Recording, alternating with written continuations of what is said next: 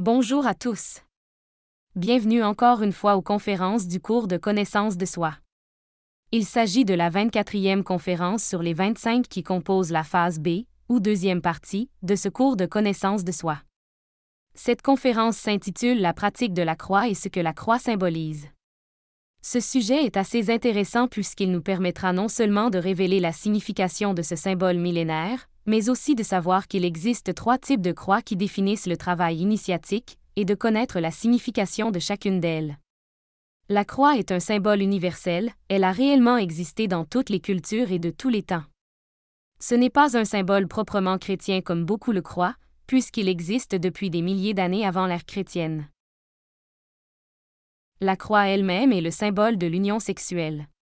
On voit que la croix est composée de 2 morceaux de bois. Un morceau de bois vertical qui représente le phallus masculin, la force active ou positive, l'élément générateur. Et un bois horizontal qui représente le yoni féminin, la force passive ou négative, l'élément réceptif, ou dans lequel quelque chose se crée ou se désintègre. Cela nous permet de voir que lorsque ces 2 forces se croisent, une 3e force est générée, qui est un pouvoir. C'est un pouvoir qui peut créer et qui peut créer en nous-mêmes les corps existentiels de l'être. Et c'est aussi un pouvoir qui peut être concentré sur la destruction, et qui peut être utilisé en nous pour détruire tout ce qui est impur. Cependant, nous verrons qu'il y a 3 croix que nous devrons franchir sur ce chemin vers la réalisation de soi. Le premier d'entre eux est la croix de vie. Cette croix est symbolisée par 2 poutres croisées. Cette croix symbolise la forge des cyclopes, le travail du sexe. Car là, l'initié doit se tempérer 3 fois. Premièrement, en créant ses corps solaires, dans la première montagne, puis les corps d'or, dans la 2e montagne, et plus tard, les corps de lumière dans la 3e montagne. Avec cette croix nous créons nos corps internes, un par un, vertèbre par vertèbre, en utilisant judicieusement notre énergie sexuelle créatrice. Cette pratique est de type mystique, elle demande beaucoup de concentration, d'imagination et de volonté, dans le travail que nous faisons. Dans cette pratique, nous ne devons pas demander la mort pour nos défauts psychologiques, mais seulement concentrer notre énergie sur la création de corps. Si nous demandons la mort pendant cette pratique, nous mélangerions les forces mystiques avec les forces révolutionnaires, et il en résulterait une 3e force qui nous affecterait et stagnerait dans le travail. Cette pratique va être la priorité dans la première montagne, qui est la montagne de la genèse ou de la création à travers les eaux. Par conséquent, la plupart des pratiques sexuelles sur la première montagne sont axées sur la naissance. Des pratiques sexuelles centrées sur la mort seront faites occasionnellement pour éliminer de gros défauts déjà étudiés, ou lorsque notre être nous envoie intérieurement porter un défaut jusqu'à la mort sur la croix. Il y a 3 exigences fondamentales pour cette pratique. Elle doit toujours être présidée par l'amour, la fidélité et la chasteté. Cette pratique sera réalisée avec un partenaire stable du sexe opposé. Il ne doit pas s'agir d'une union faite pour une simple convenance personnelle ou dans laquelle règnent des sentiments continus de haine ou de ressentiment. Tous 2 devraient chercher à développer le respect mutuel et le développement de l'amour. Dans cette pratique, la chasteté doit toujours exister.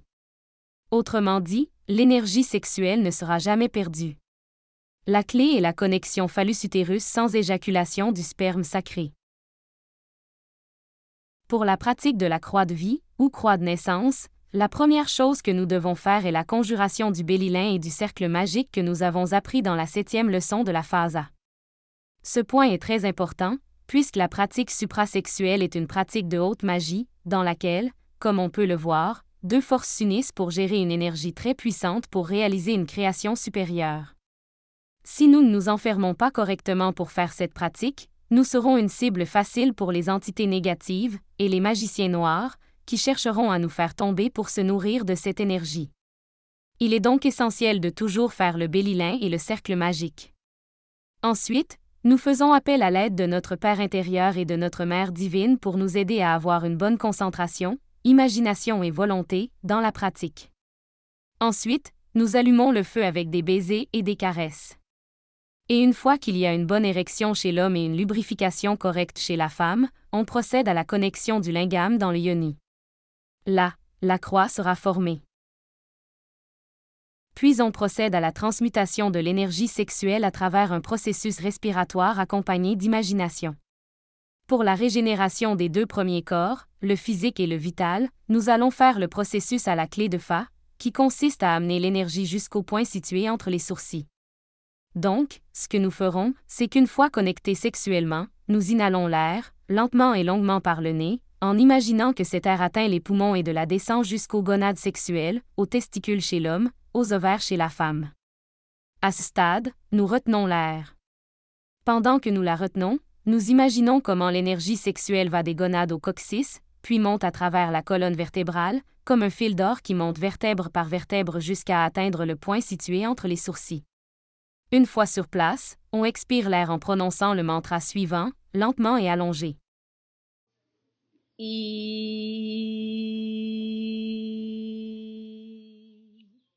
Ensuite, vous répétez le processus de respiration et d'imagination, et lorsque vous atteindrez le point d'expirer pour la deuxième fois, vous le ferez avec le mantra.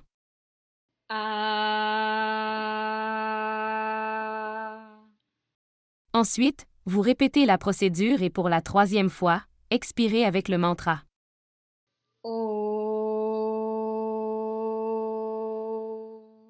Nous répétons ce processus autant de fois que nécessaire jusqu'à ce que toute l'énergie sexuelle soit transmuée.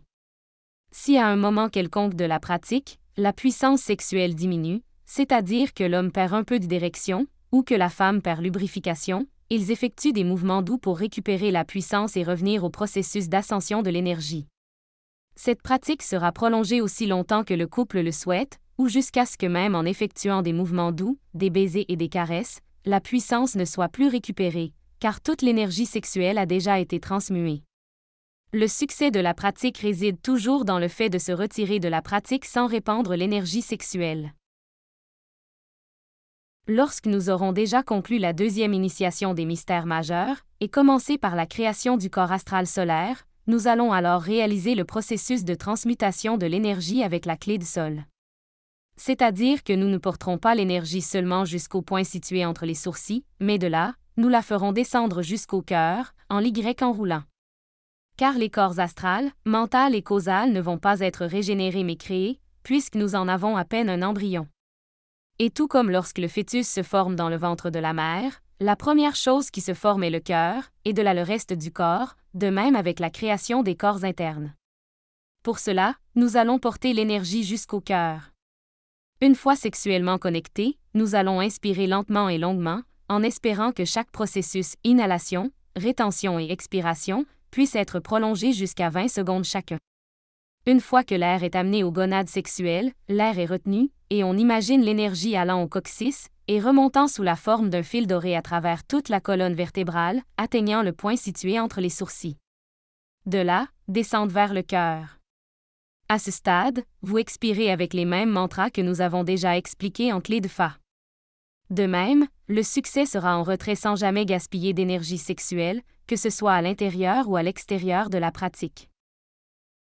Eh bien, c'est la première croix, la croix de la vie. La deuxième croix est la croix de la mort. Dans cette croix, nous voyons un initié mourir pendant la pratique du sexe. Comme je l'ai expliqué, le pouvoir sexuel peut être utilisé pour créer ou détruire, naître ou mourir. Au-dessus de la tête de l'initié, on voit les lettres I, N, R, I, qui sont l'acronyme de INI, Natura, Renovature, Intégramme, qui signifie « Le feu renouvelle sans cesse la nature ». Cette croix nous montre un initié voué à la mort psychologique. Dans ces moments de bonheur infini, pendant le travail sexuel, l'initié concentré sur sa divine mère, lui demandant pardon, repentant de ses erreurs, la supplie d'éliminer les défauts qu'il a déjà compris. Et là, appliquer le feu créateur pour leur désintégration totale. Cette pratique est de type révolutionnaire. Cela demande beaucoup de concentration, d'imagination et de volonté dans le travail que nous faisons. Pour faire cette pratique, il est nécessaire d'avoir fait une étude préalable du défaut qui va être porté à la croix. Avec cette pratique, l'initié élimine progressivement l'ego détail par détail, afin de pouvoir ressusciter. Cette pratique va être une priorité dans le travail de la deuxième montagne. Car à travers cette pratique, le Christ désintégrera tous les éléments infrahumains qui vivent en nous.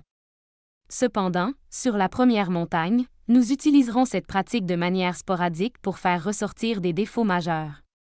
Ces défauts que nous avons déjà bien étudiés au préalable, et ceux que notre être intérieur dans le plan astral nous demande de brûler au feu ou de porter à la croix.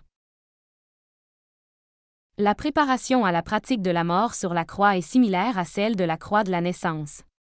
Conjuration du Béli-Lin et du cercle magique. Demande d'assistance à notre Père intérieur et à notre Mère divine. Allumer le feu avec des baisers et des caresses conscientes pour obtenir une bonne érection chez l'homme, lubrification chez la femme. Ensuite, connexion lingam-yoni.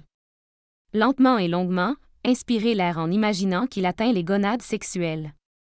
Retenez l'air, en imaginant l'énergie, mais maintenant comme une flamme de feu, montant le long de toute la colonne vertébrale jusqu'à atteindre le point entre les sourcils. Une fois arrivé à ce point, concentrez-vous sur le détail du défaut que vous souhaitez éliminer, et demandez à la Mère divine sa désintégration. Ensuite, relâchez le feu contre ce défaut au moment où vous expirez l'air, en chantant lentement et longuement le mantra suivant.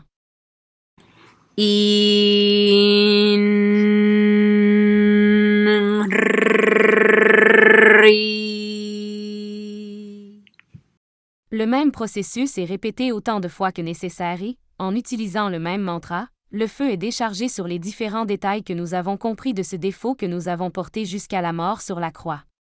Si la puissance sexuelle est partiellement perdue, elle est récupérée par des mouvements doux, des baisers et des caresses.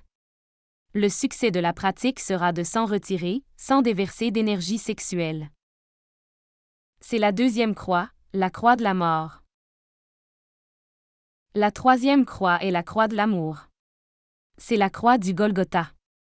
Elle est symbolisée par la croix de Saint André. C'est une croix formant un X, car c'est la croix que porte l'initié et que le disciple l'aide à porter. Cette croix est le symbole du sacrifice pour l'humanité, elle représente le travail que nous faisons pour l'humanité. Et elle a un grand rapport avec l'œuvre de la troisième montagne puisque c'est la montagne du sacrifice pour l'humanité. Sur la troisième montagne, c'est là que le maître doit avoir un disciple qui a déjà pris le chemin direct, pour lui laisser la charge de l'enseignement du monde, afin qu'il puisse entrer dans l'absolu. Cette croix, la croix du sacrifice, au début est légère à porter et à mesure qu'on avance dans le travail intérieur, elle devient très lourde. Au début, en guise de sacrifice, nous assistons aux conférences, les étudions et y réfléchissons. Cela représente en soi un sacrifice, car cela implique de prendre du temps sur la personnalité et ses plaisirs, pour rechercher notre propre éveil. Plus tard, nous invitons les gens à recevoir cette connaissance, et nous commençons à nous préparer à enseigner directement cette connaissance. À mesure que nous avançons intérieurement, nous nous engageons dans le travail de notre propre être et le poids de cette croix augmente, car à chaque fois nous prenons plus de temps à la personnalité et le consacrons au travail intérieur. Mais aussi pour remplir les engagements que nous prenons pour apporter la connaissance aux autres de la manière la plus claire et la plus simple possible. Alors nous assumons plus de responsabilités en commençant à préparer ceux qui veulent devenir instructeurs, en effectuant des missions internationales, en apportant nos connaissances dans d'autres pays ou dans d'autres langues. Et alors, la croix devient très lourde. Mais c'est une croix qui se porte avec bonheur parce qu'elle se porte avec amour. Toute la conscience que l'on libère avec la mort psychologique doit être mise au service de l'humanité. De même, toutes les forces et tous les pouvoirs que nous éveillons au cours du processus de naissance doivent être utilisés au service de l'humanité. Puisque l'amour s'y développe, comme l'amour se manifeste dans les actes. Eh bien, c'était la conférence numéro 24. C'est le symbolisme derrière les trois croix liées au travail ésotérique. Dans la prochaine conférence, qui est la dernière conférence du cours de connaissance de soi, nous apprendrons comment différencier un temple de magie blanche d'un temple de magie noire. Cela sera très utile pour nos enquêtes internes. Merci d'avoir assisté à cette conférence. N'oubliez pas de nous laisser toutes vos questions. Jusqu'à la prochaine fois.